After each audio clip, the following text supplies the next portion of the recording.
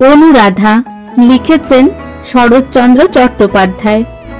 2 বিজয়ের পরনে খাঁটি সাহেবী পোশাক, মাথায় শোলার টুপি, মুখে কড়া চুরুট, পকেটে রিভলভার।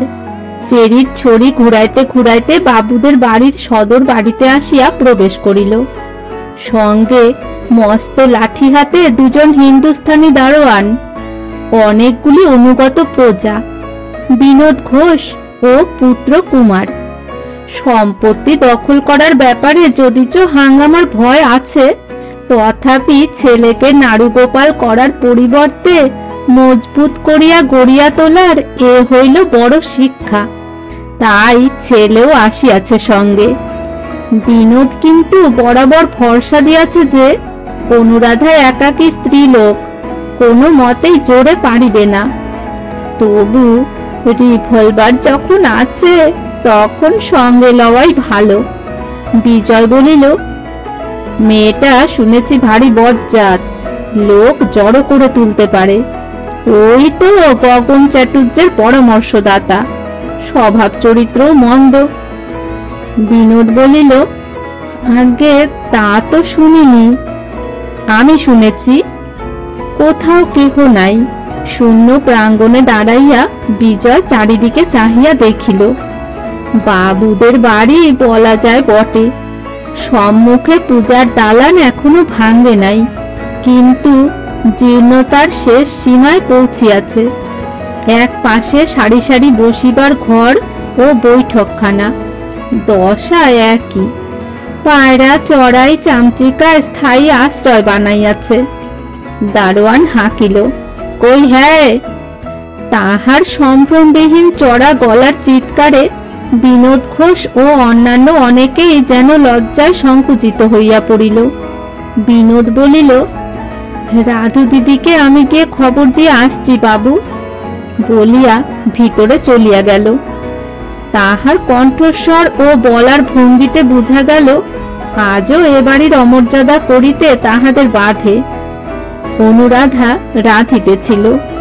বিনোদ গিয়া সবিনয়ে জানাইল, দিদি, ছোটবাবু বাইরে এসেছেন। সে এই দুর্দৈব প্রত্যহই আশঙ্কা করিতেছিল। হাত ধুইয়া উঠিয়া দাঁড়াইল। সন্তোষকে ডাকিয়া কহিল, বাইরে একটা শতরঞ্চি পেতে দিয়ে এসো বাবা, বলকে মাসিমা আসছেন।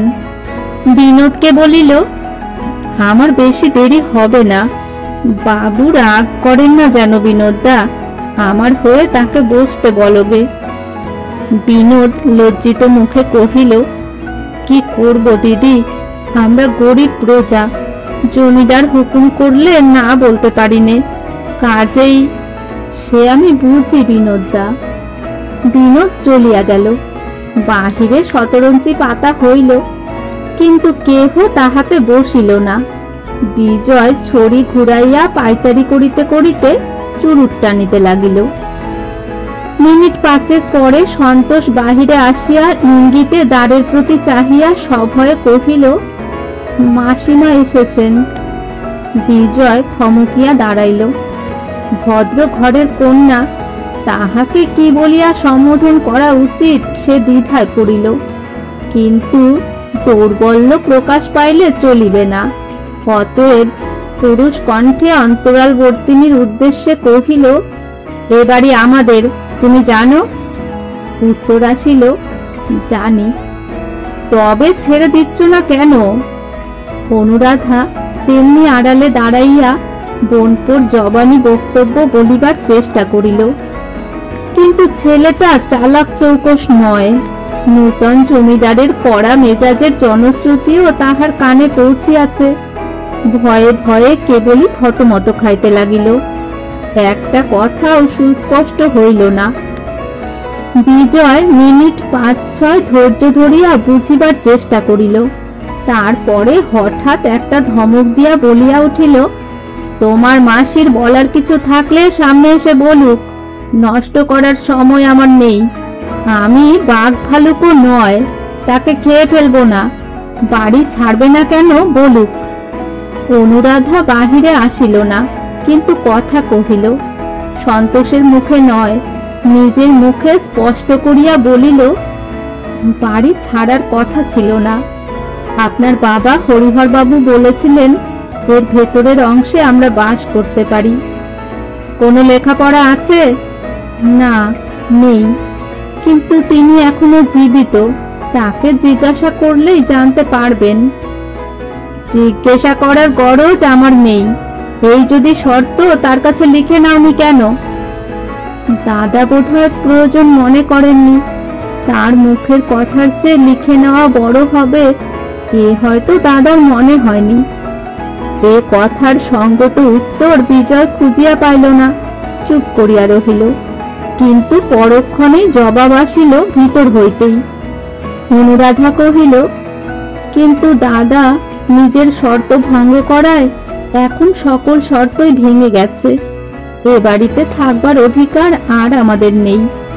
কিন্তু আমি একা স্ত্রীলোক, আর এই অনাথ ছেলেটি, ওর মা বাপ নেই। আমি মানুষ করছি। আমাদের এই দুর্দশায় দয়া করে দুদিন থাকতে না দিলে একলা হঠাৎ কোথায় যাই, এই আমার ভাবনা। বিজয় বলিল, এ জবাব কি আমার দেবার? তোমার দাদা কোথায়? মেয়েটি বলিল, আমি জানি নে তিনি কোথায়, কিন্তু আপনার সঙ্গে যে এতদিন দেখা করতে পারিনি সে শুধু এই ভয়ে, পাছে আপনি বিরক্ত হন।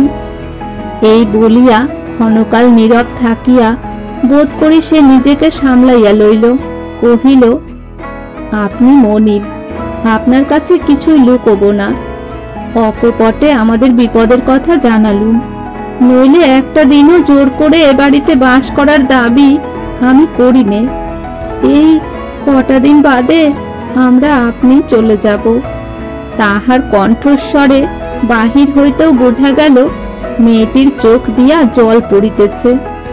বিজয় দুঃখিত হইল, মনে মনে খুশিও হইল। সে ভাবিয়াছিল ইহাকে বেদখল করিতে না জানি কত সময় ও কত হাঙ্গামাই পোহাইতে হইবে, কিন্তু কিছুই হইল না। সে অশ্রু জলে শুধু দয়া ভিক্ষা চাহিল। তাহার পকেটের পিস্তল এবং দারোয়ানদের লাঠিসোঁটা তাহাকে গোপনে তিরস্কার করিল। কিন্তু দুর্বলতা প্রকাশ করাও চলে না। বলিল, থাকতে দিতে আপত্তি ছিল না, কিন্তু বাড়িতে আমার নিজের বড় দরকার। যেখানে আছি সেখানে খুব অসুবিধে। তাছাড়া আমাদের বাড়ির মেয়েরা একবার দেখতে আসতে চান। মেয়েটি বলিল, বেশ তো, আসুন না। বাইরের ঘরগুলোতে আপনি স্বচ্ছন্দে থাকতে পারেন, এবং ভিতরে দোতলায় অনেকগুলো ঘর। মেয়েরা অনায়াসে থাকতে পারবেন, কোনো কষ্ট হবে না। আর বিদেশে তাদের তো লোকের আবশ্যক, আমি অনেক কাজ করে দিতে পারবো। এবার বিজয় সলজ্জে আপত্তি করিয়া কহিল, না না, সে কি কখনো হতে পারে? তাদের সঙ্গে লোকজন সবাই আসবে, তোমাকে কিছুই করতে হবে না। কিন্তু ভিতরের ঘরগুলো কি আমি একবার দেখতে পারি? উত্তর হইল, কেন পারবেন না? এ তো আপনার বাড়ি, আসুন। ভিতরে ঢুকিয়া বিজয় পলকের জন্য তাহার সমস্ত মুখখানি দেখিতে পাইল। মাথায় কাপড় আছে, কিন্তু ঘুমটায় ঢাকা নয়। পরনে একখানি আধ ময়লা আটপৌরে কাপড়। গায়ে গহনা নাই, শুধু দু হাতে কয়েক গাছি সোনার চুড়ি, সাবেক কালের। আড়াল হইতে তাহার অশ্রুসিঞ্চিত কণ্ঠস্বর বিজয়ের কানে বড় মধুর ঠেকিয়াছিল। ভাবিয়াছিল, মানুষটিও হয়তো এমনি হইবে, বিশেষত দরিদ্র হইলেও সে তো বড় ঘরের মেয়ে। কিন্তু দেখিতে পাইল তাহার প্রত্যাশার সঙ্গে কিছুই মিলিল না। রং ফর্সা নয়, মাজা শ্যাম, বরঞ্চ একটু কালোর দিকেই। সাধারণ পল্লীগ্রামের মেয়ে আরো 5 জনকে যেমন দেখিতে তেমনি। শরীর কৃশ, কিন্তু বেশ দৃঢ় বলিয়াই মনে হয়। শুইয়া বসিয়া ইহার আলস্যে দিন কাটে নাই, তাহাতে সন্দেহ হয় না। শুধু বিশেষত্ব চোখে পড়িল ইহার ললাটে, একেবারে আশ্চর্য নিখুঁত গঠন। মেয়েটি কহিল, বিনোদদা, বাবুকে তুমি সব দেখিয়ে আনো, আমি রান্নাঘরে আছি। তুমি সঙ্গে যাবে না রাধু দিদি? না। উপরে উঠিয়া বিজয় ঘুরিয়া ঘুরিয়া সমস্ত দেখিল। ঘর অনেকগুলি, সাবেক কালের অনেক আসবাব এখনো ঘরে ঘরে, কতক ভাঙ্গিয়াছে, কতক ভাঙার পথে। এখন তাহাদের মূল্য সামান্যই, কিন্তু একদিন ছিল। সদর বাড়ির মতো এ ঘরগুলিও জরাজীর্ণ, হাড় পাজরা বার করা, দারিদ্র্যের দাগ সকল বস্তুতেই গাঢ় হইয়া পড়িয়াছে। বিজয় নিচে নামিয়া আসিলে অনুরাধা রান্নাঘরের দ্বারের কাছে আসিয়া দাঁড়াইল। দরিদ্র ও দুর্দশাপন্ন হইলেও ভদ্র ঘরের মেয়ে। এবার তুমি বলিয়া সম্বোধন করিতে বিজয়ের লজ্জা করিল। কহিল, আপনি কতদিন এ বাড়িতে থাকতে চান? ঠিক করে তো এখনই বলতে পারিনি, যে কটা দিন দয়া করে আপনি থাকতে দেন। দিন কয়েক পারি, কিন্তু বেশি দিন তো পারবো না। তখন কোথায় যাবেন? সেই চিন্তাই তো দিনরাত করি। লোকে বলে আপনি গগন চাটুর্যের ঠিকানা জানেন। তারা আর কি বলে? বিজয় এ প্রশ্নের উত্তর দিতে পারিল না।